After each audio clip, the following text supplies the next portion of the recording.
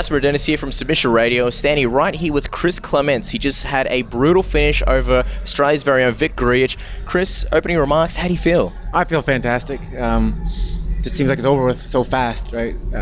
So much going into it, getting yourself all ready and pumped, and all of a sudden it's over, just like that. You know, I feel great, and still trying to recollect that it's over with already. So now, Chris, you had a really good fight win streak there. You had a whole bunch of fights back to back. Then you had the no contest and a loss. Tell us, how does it feel to be back in the W section, and especially here in Sydney, Australia? It feels great.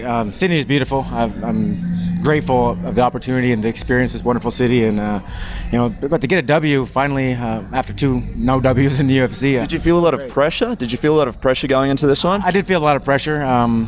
I probably would have lost my job if I didn't win this fight. So, it's kind of a do or die thing, and I just, wanted to stay calm, and I knew if I stayed calm, my opportunity would come to finish him. So.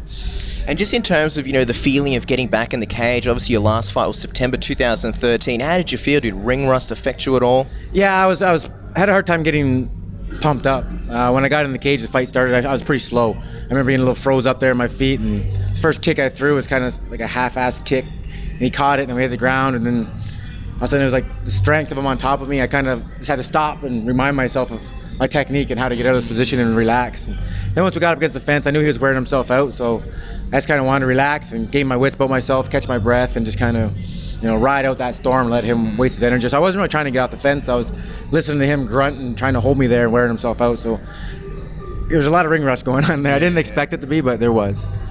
And obviously fighters visualize how they're going to be winning fights. It's a big mental game. Tell us, is that how you visualize this fight playing out? Yeah, I did visualize a knockout. I figured I'd catch him early, either in the second round. I didn't expect to do it in the first round. I figured I'd just wear him out in the first round and then catch him. But I always go for a knockout. People don't think I have a ground game, but I actually have a really good submission game. I just choose to punch people in the face because I just enjoy that a lot better. So. You guys obviously put on a very exciting fight. Some of those scrambles and the exchanges were pretty crazy. Were there any points where you felt like you were in trouble or you were in control the whole time? The only time I felt in trouble a little bit was when we first hit the ground and he got a dominant position on me for a second. He's a pretty strong guy, and I had him on top of me. And first split second there, I felt I had to be careful not to get hit. And other than that, there was no point that I ever felt in any trouble. Like he was hitting me with light punches up against the fence, and I was just letting him wear himself out. It didn't bother me at all. So.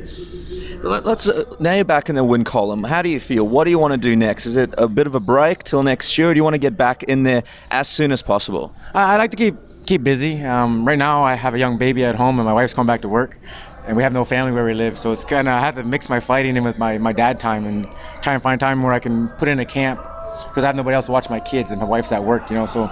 I'd like to stay active because all my fights have been almost a year apart in the UFC. So, I balloon up to 220 pounds and I have to cut back down to 170. Wow. So, because I enjoy my beer. Being in Australia, we do as well. Yeah, so if I could stay more active, I'd be in the gym a little bit more and stay on my diet so I wouldn't have such a hard cut. And plus, I didn't want to have to deal with that real ring rust anymore. So, I'd like to stay active.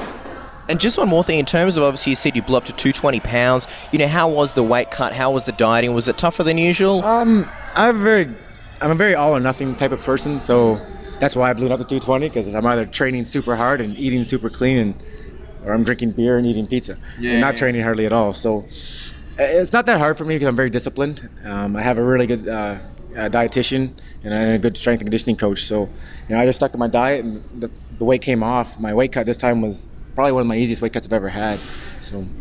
Well, guys, Sydney has a lot of great beers, so you know where to find Chris. Chris, congratulations on the big win. It's great to see you back in action. Thank you very much.